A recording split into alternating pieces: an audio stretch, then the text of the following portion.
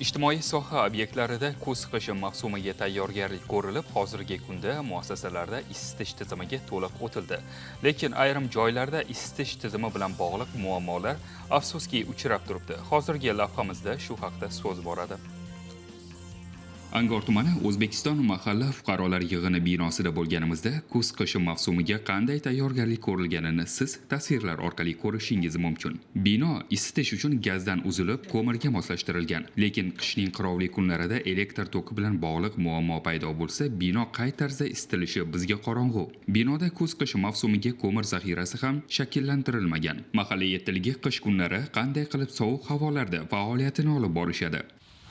Angor tumanidagi Navbahor mahalla fuqarolar yig'ini binosida kuz-qish mavsumiga umumiy tayyorgarlik ko'rilmagan. Binoga hattoki qishki pechlar ham o'rnatilmagan. Shu o'rinda savol tug'iladi. Nahotki mahallalarda kuz-qish mavsumiga tayyorgarlik ko'rish doirasida fuqarolarga ko'mir tarqatildi. Lekin mahalla yetiligi xodimlari o'zlari faoliyat yuritayotgan binoning issiqligi uchun ko'mir zaxirasi xayollariga ham kelmagan bo'lsa, qishning izg'irinli kunlarida elektr toki bilan muammo bo'lmasligiga kim kafolat beradi? Albatta sovuq kunlarda hech kim sovuq xonalarda o'tirishni istamaydi. Bu esa mahalla fuqarolari uchun yana noqulayliklarni keltirib chiqaradi. Ko'mir zaxirasi shakllantirilganmi yo'qmi? Yo'q, endi отопление qilinmaganda, og'ayni. Eski bino.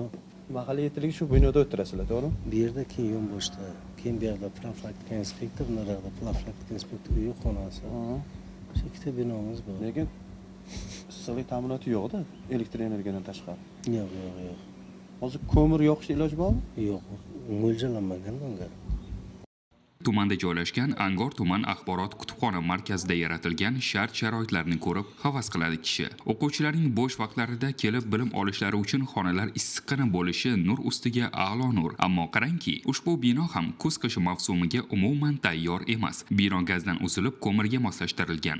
Buni qarangki, binoda ko'mir zaxirasi shakllantirilmagan. Ushbu binoda ham qishning qirovli kunlarida elektr toki bilan bog'liq muammo paydo bo'lsa, bino qanday isitiladi? O'quvchilarning bilim olishlariga to'sqinlik qilmaydimi? Bu esa yong'in xavfsizligi qalqonidagi achinarli holat. Mabodo favqulodda holat bo'lib qolsa, o'chirish uchun umuman sharoit yo'qligini ko'rish mumkin. Eng achinarlisi, hamma bir yoqidan bosh chiqarib kuz-qish mavsumiga tayyorgarlik ko'rilgan bir paytda Angor tumani mas'ullarining bu holatdan xabarlari bo'lmasa, xulosa sizdan.